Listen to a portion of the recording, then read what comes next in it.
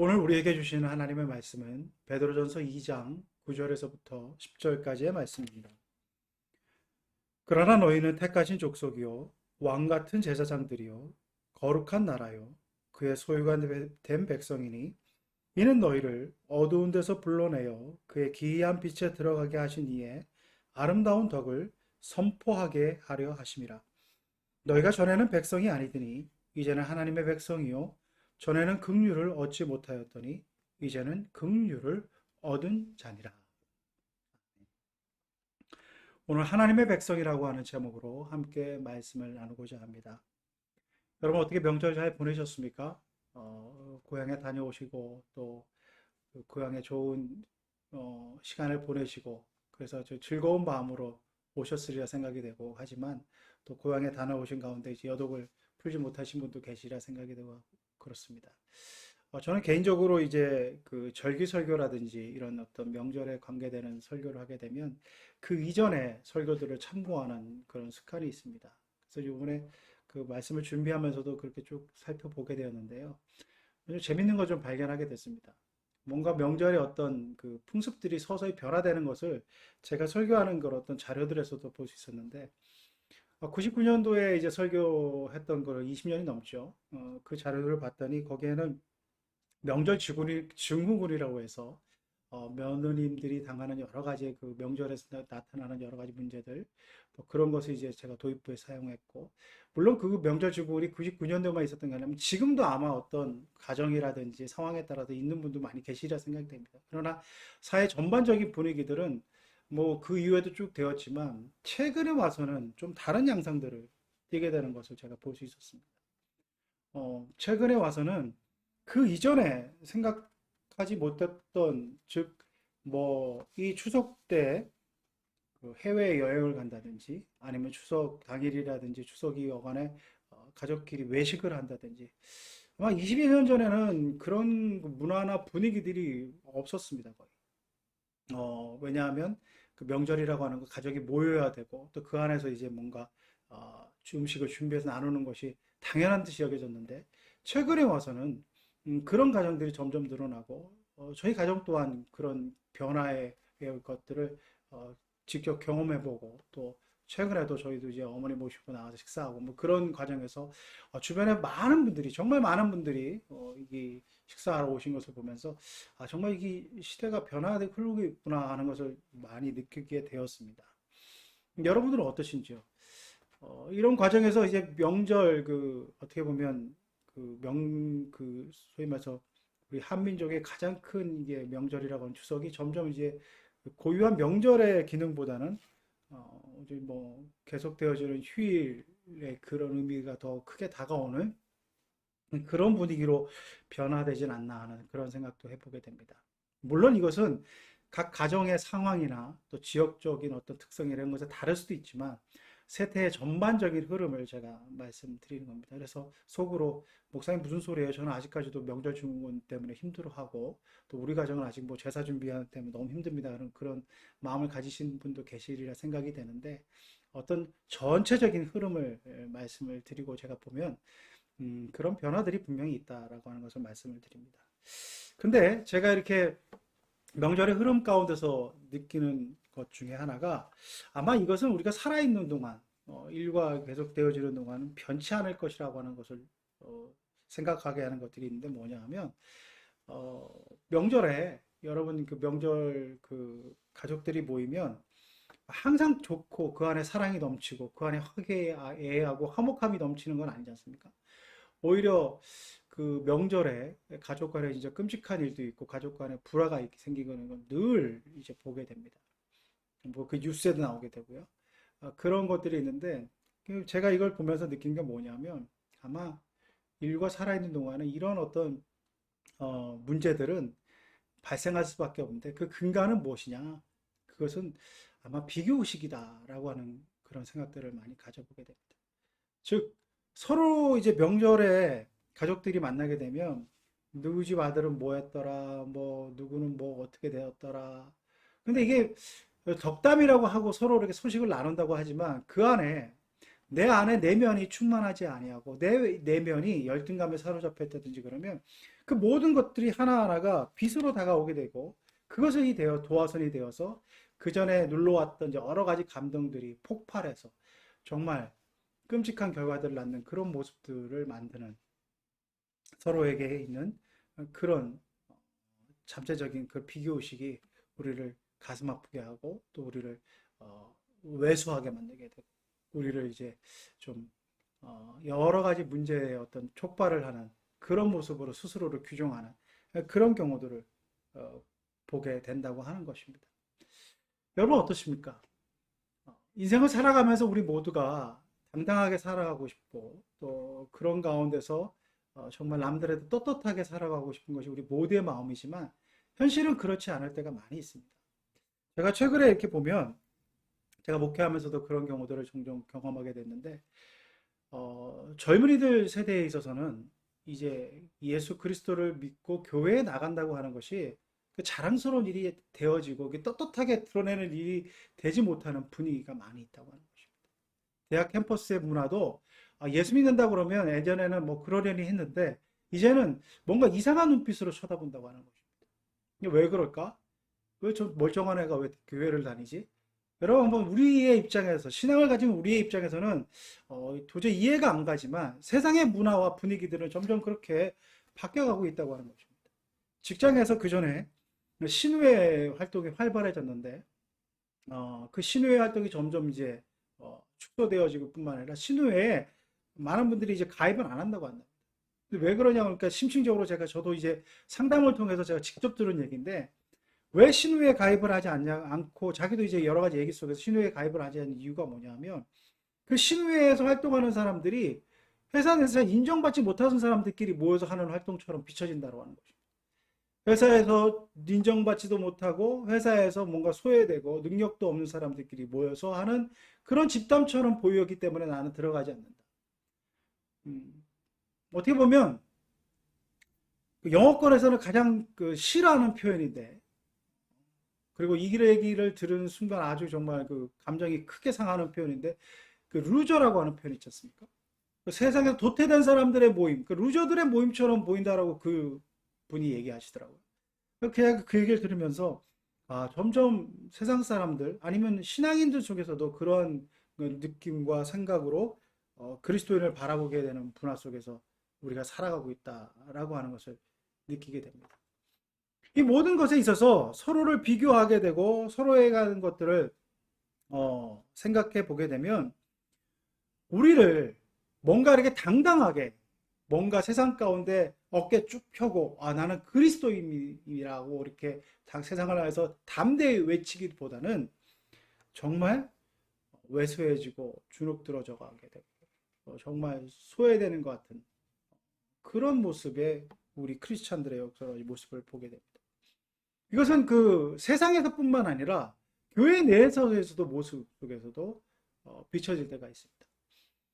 참 안타깝지만 교회 내에서도 뭔가 이렇게 봉사를 열심히 하시고 또 헌금 생활도 열심히 하시고 나름대로 이제 교회에서 여러 직분을 담당해서 뭔가 이렇게 활동을 하시는 분들의 입장에서는 상당히 교회 내에서도 인정을 받고 그러시지만 그러지 못하신 분들 가운데는 뭔가 비교의식에 있어서 또 교회 내에서 특히 좀 연세 드신 분들 속에서 그런 표현들을 제가 우리 권사님들이나 연로하신 분들 속에서 참 그런 표현을 할 때마다 제가 그렇게 생각하지 마십시오. 참 그렇게 말씀도 드리고 하지만 그분들에게 진심을 알기 때문에 제가 참 그분들의 안타까운 마음으로 그런 얘기를 듣기는 뭐냐면 목사님 저는 교회 헌금도 제대로 못 내는데요. 목사님 저는 교회 봉사도 제대로 못 하는데요. 늙어서 참 너무 죄송합니다.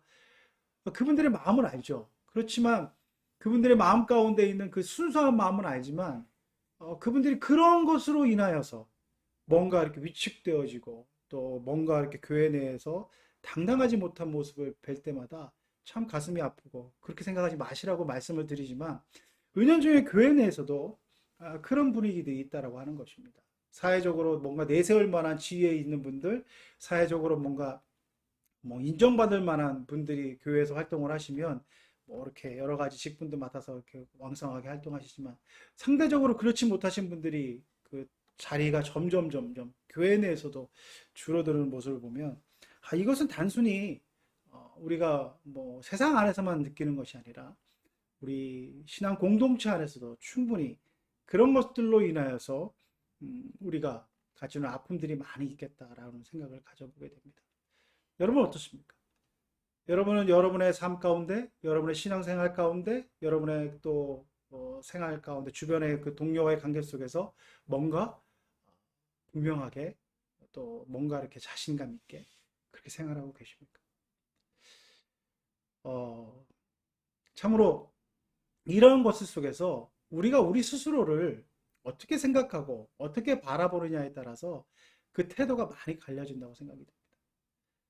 지금 현재에 있는 나의 모습, 지금 현재에 있는 내 입장이 분명히 누구에게나가 이렇게 나타내 보이고 자랑할 수 있고 또 떳떳한 모습이라고 한다면 그것을 가지고 만약에 정말 당당하게 말씀하실 분도 있지만 그것이 자칫 잘못하면 교만으로 이룰 수 있게 되고 그 교만이 많은 사람들이 상처를 주게 되는 모습도 있게 되고 또 반대로 그렇지 못하신 분들 모습 속에서는 뭔가 그것이 열등감에 사로잡힌 모습 또 정말 자기의 어떤 그 스스로에 대한 모습 속에서 자기 스스로를 부정하는 것까지 같은 그런 모습으로 비춰서 늘 이렇게 위축되어져 있는 모습이 있다면 그것 또한 바람직한 신앙인의 모습, 우리 그리스도인의 모습은 아니라고 생각이 됩니다. 저는 그래서 오늘 본문의 말씀을 통하여서 우리의 정체성, 우리의 어떤 자기의 어떤 그 자존감의 근간이 무엇으로 삼아야 되는가 하는 것들을 한번 생각해 보고자 해서 이 말씀을 여러분과 나누고자 합니다. 저희가 읽었던 베드로전서는 이 박해의 시기에 쓰여진 말씀입니다. 로마에서 그 기독교가 박해를 받은 것은 뭐 역사적 관점에서 보기에 조금씩 차이는 있지만 대체적으로 AD 62년에 그 네로 황제의 박해 때부터를 칩니다. 잘 아시는 것처럼 로마는 어떤 종교적인 다원주의를 인정했기 때문에 그렇게 처음에는 그 기독교인들을 박해하지 않았지만 점점 유해신 사상을 가지고 하는 그들의 행위들을 뭔가 이렇게 통제해야 되겠다는 생각으로 네로 시대부터 박해가 쭉 이어져서 콘스탄티노스가 이제 밀라노 칙령이라고 하는 것을 발표해서 교회가 이게 신앙의 어떤 자유를 누리기까지 AD 313년까지 거의 한 250여 년 이상을 동안 기독교는 박해의 시기를 보냈습니다. 여러분이 뭐 영화나 이런 데서 보시는 것처럼 무슨 아주 끔찍한 그런 박해 과정, 사자밥이 된다든지 십자가에 달려 죽는다든지 여러 가지 사회적인 제약을 받는다든지 그런 모든 모습 속에서 기독교는 말 그대로 사회에 주류에 낄 수 없는 아주 소수의 마이너리티의 삶을 살아갈 수밖에 없는 그런 분위기가 있었다라고 하는 것입니다. 그러한 그들에게 이 베드로전서의 말씀은 그들의 삶의 현장, 박해의 현장 속에서 어떻게 그 박해의 시기를 잘 극복해야 하느냐라고 하는 것을 어떻게 보면 격려해주는 말씀으로 쓰여진 서신이라고 할 수 있습니다. 자, 여러분 박해가 오늘날 저와 여러분의 삶 가운데는 피부로 와 닿지는 않으실 것입니다. 물리적으로 우리가 그리스도를 믿는다고 해서 우리가 여러 가지 뭐 신체적으로 위해를 받는다든지 아니면 신앙생활하는 데 있어서 뭐 우리가 하고 싶어하는 신앙의 행위를 하지 못하는 어떤 부자유함이 있다든지 그것을 했음으로 말미암아 우리가 뭐 어떠한 제약을 받는다든지 손해를 본다든지 이런 것은 사실은 흔치 않으실 것입니다. 그러나 우리의 사회적인 전반적인 분위기 또 흐름 어떻게 보면 저는 앞으로 이것이 더 심해질 것이라고 생각이 되는데 점점 기독교가 인정받지 못하게 되고 암묵적으로 또 정서적으로 또 문화적으로 또 사회적으로 점점 하나의 인정받지 못하는 소수자의 어떤 행태 또 사회의 어떤 그 환영받지 못한 세력으로 비춰져 가는 그런 모습의 분위기와 그런 모습의 정서와 그런 모습들을 가지고 있는 심리적 압박은 점점 심해질 것이라 생각이 됩니다. 중동에 있는 아랍권이나 공산권이나 이런 데서 받았던 어떤 물리적인 분명한 압박도 우리에게 견디기 힘든 것이지만, 제가 봤을 때는 우리의 신앙을 점점 어렵게 하고 우리의 신앙생활에 있어서의 그런 어떤 활력과 그 힘을 약화시킬 수밖에 없는 분위기가 갈수록 우리 가운데 더 심해질 것이라고 하는 것입니다. 영적인 박해의 시대가 아마 오늘 우리가 살고 있는 시대에 점점 시작되었다고 볼 수도 있고, 우리 안에 분명히 그것이 존재하고 있다라고 하는 것입니다. 그래서 정말 우리가 떳떳하게 직장에서, 사회에서 내가 예수 믿는 사람입니다라고 하는 것을 증거하지 못하는 그런 분위기들 속에서 여러분 신앙생활하고 계시고, 또 주변의 사람들 속에서도 내가 그리스도를 믿는다고 하는 것을 담대하게 증거하지 못하는 그런 분들이라고 한다면, 우리 스스로가 먼저 우리의 정체성을 어디에 두고 있는가 하는 것들을 생각해 보아야 된다고 하는 것입니다. 여러분, 비교하고 그것을 통해서 세상적인 기준을 가지고 우리 자신을 늘 스스로가 생각하고 스스로 그것을 가지고 자기 자신을 규정하게 된다면, 우리는 그들의 평가와 그들의 비난과 그들의 판단에 우리 자신을 스스로를 내놓고 거기에 대해서 무방비 상태로 우리 스스로를 나타낼 수밖에 없는 그런 연약함이 우리 가운데 얼마나 많은지 모릅니다. 한번 생각해 보십시오. 너 세상에서 어떠한 모습으로 성공한 모습을 보이고 있느냐? 너 연봉이 어떻게 되고, 네가 가지고 있는 삶의 기반, 네가 가지고 있는 재산의 무속, 또 네가 가지고 있는 어떤 사회적인 지위, 끊임없이 세상은 이런 것을 가지고 사람을 판단하고 평가합니다. 우리 안에도 만약에 그것을 있는 그대로 받아들이고 수용하게 되고, 또 그것을 그 가치 기준을 가지고 우리 자신을 보게 되는 분위기가 분명히 많이 있습니다. 근데 그것을 가지고 우리 스스로를 보게 되면, 저와 여러분은 세상 속에서 그리스도인으로서의 담대함을 증거할 수 있는 그런 능력을 상실해 버리게 된다고 하는 것입니다. 은연중에 오는 우리의 박해의 모습과 같은 그런 모습 속에서 세상의 가치 기준이 우리 안에 내면화되면 될수록 우리는 우리의 생명력을 잃어버릴 수밖에 없다라고 하는 것입니다. 로마의 250여 년이 넘는 그 긴 박해 기간 동안 오늘 베드로전서를 통해 하나님께서 말씀하시는, 베드로에 있는 교인들에게 말씀하시는 것은 무엇이냐 하면, 바로 그런 속에서 너희는 어떤 존재로 하나님께서 부른 존재인가라고 하는 것을 잊지 말라고 하는 것이 오늘 본문의 말씀입니다. 오늘 본문의 말씀은 바로 구원받은 백성들이 어떻게 살아가느냐 하는 것을 말씀하신 후에 그 가운데서 선포되어지고 있는 말씀입니다. 베드로전서 1장 말씀을 보시면 구원받은 백성으로서의 이제 구체적인 그리스도인이 행해야 될 것들을 언급하고 계십니다. 베드로전서 1장 13절에서 21절까지의 말씀은 개인적으로 우리가 어떻게 성결하게 살아야 되는가 하는 것을 말씀해 주고 있습니다. 그래서 허리에 동이는 구원의 그런 어떤 성결함을 가지고 하는 것으로 내가 거룩하였으니 너희도 거룩하라고 하는 그런 하나님의 말씀을 가지고 우리가 구원받은 자로서 어떻게 성결하게 살아야 되는 것들을 말씀해 주고 계십니다. 그리고 나서 그 구원받은 성결함을 이루기 위한 과정 속에서 22절부터 1장 22절부터 25절까지는 서로 협력하고 서로 더욱더 사랑하라고 형제의 사랑에 대해서 말씀해 주고 있습니다.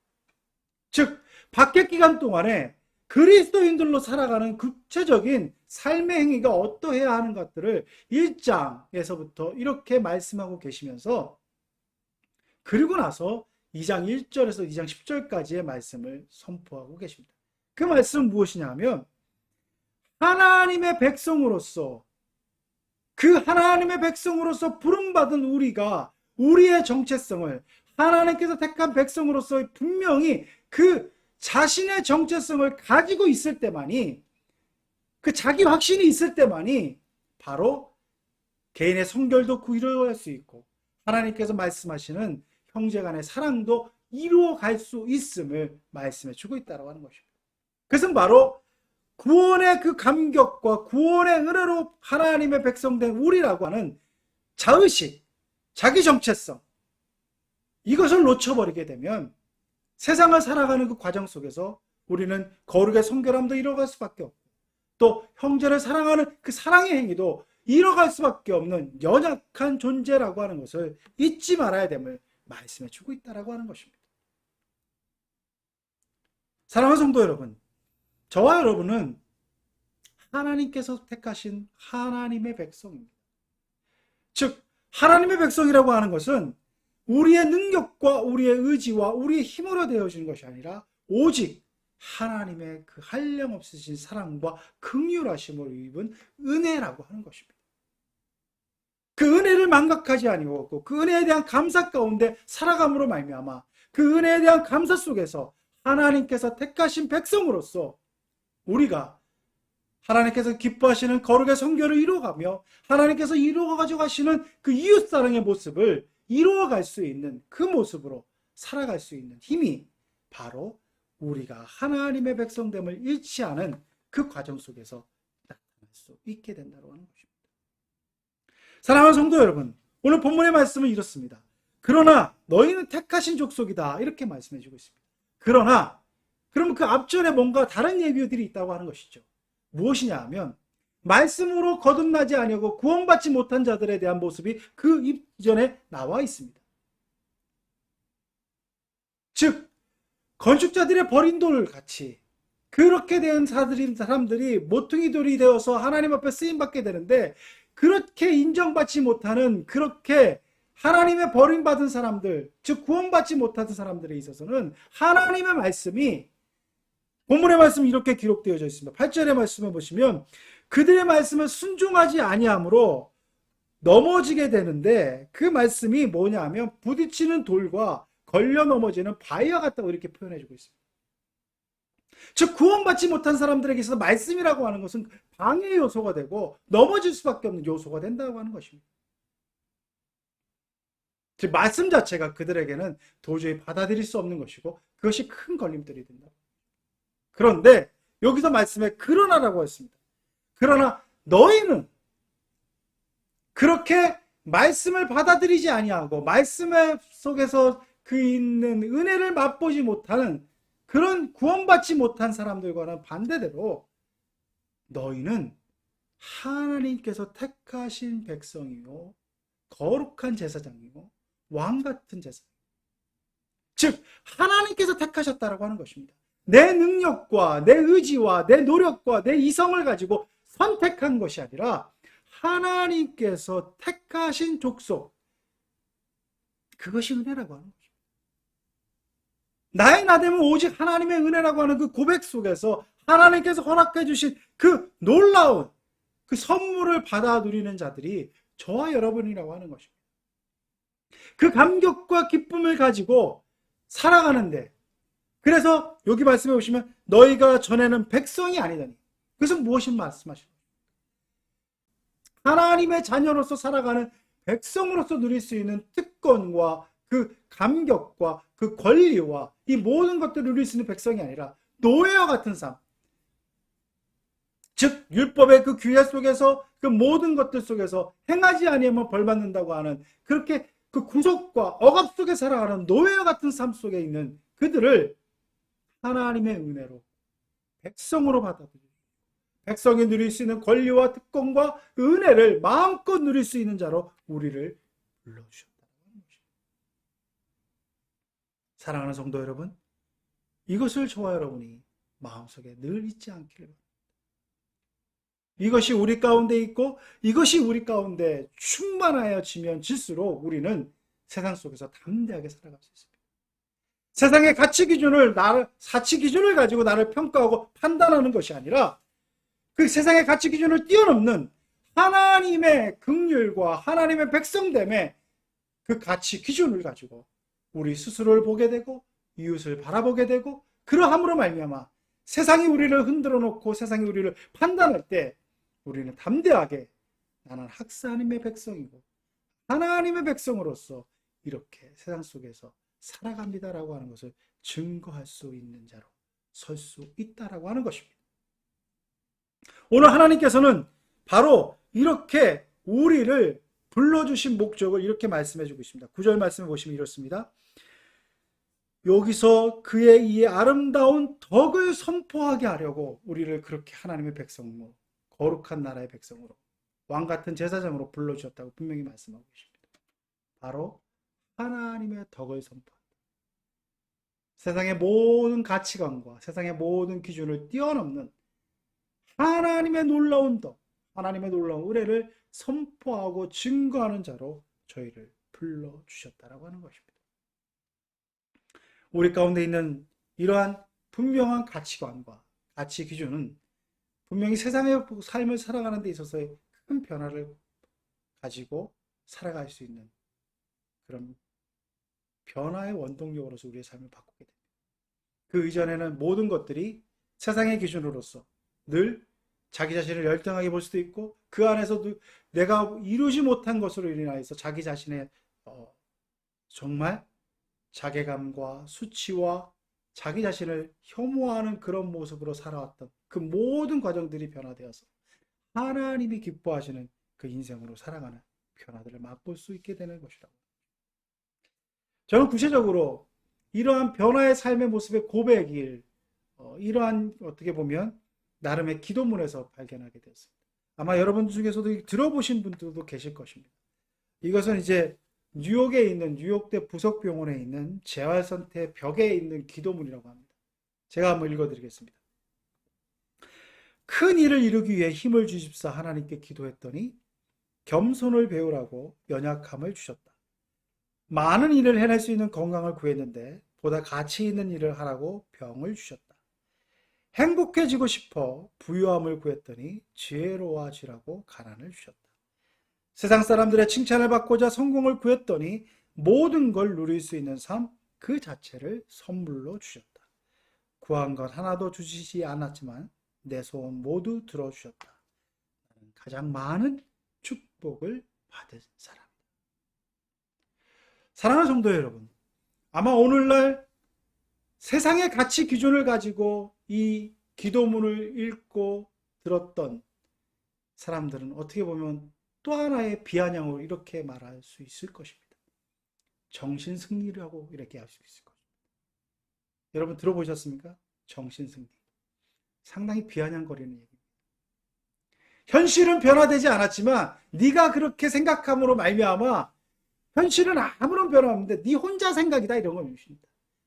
생각으로만 그렇게 생각하고 거기서 도피해 나가는 그런 어떻게 보면 비아냥거리는 표현으로 우리 요즘 젊은이들이 얘기합니다. 뭐 이렇게 얘기했을 때 정신 승리하고 있네. 그러나 여러분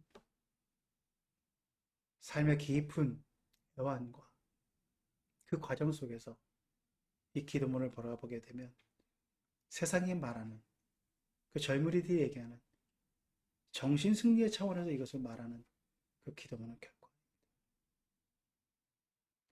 삶의 우여곡절과 그 삶의 모든 희노애락 속에서 그 과정 속에서 하나님의 자신의 인생을 책임져 주시고 하나님의 자신의 인생을 택하셨다고 하는 귀한 믿음이 있지 않고서는 이런 고백은 있을 수 없는 것입니다. 바로 하나님의 백성, 하나님께 택하신 백성으로서의 분명한 자존감을 가지시고 그 자존감 속에서 세상의 모든 가치관, 그 기준들을 능가하고 그 속에서 하나님의 선하신 덕을 선포하는 저와 여러분 될 수 있기를 간절히 바랍니다. 함께 기도드리겠습니다. 아버지 하나님, 하나님께서 부족하고 연약한 저희들을 하나님의 백성으로 삼아 주시고 거룩하게 하여 주시고 우리를 하나님의 정말 왕같은 제사장으로 불러주신 그 참뜻을 우리가 깊이 깨닫고 세상의 가치관과 세상의 기준이 우리의 마음을 흔들어 놓고 우리를 연약하게 하고 우리를 나약하게 하고 우리를 움츠러들게 할 때마다 나는 하나님의 백성이고 하나님께서 택하신 족속이라고 하는 그 담대한 확신 속에서 그 모든 것들을 이겨나가며 그 속에서 하나님의 빛대신 영광을 증거하는 우리 모두가 될 수 있도록 하나님 능력으로 덧입혀 주시옵소서. 이 모든 것 우리 구주 예수 그리스도의 이름으로 간절히 기도드리옵나이다.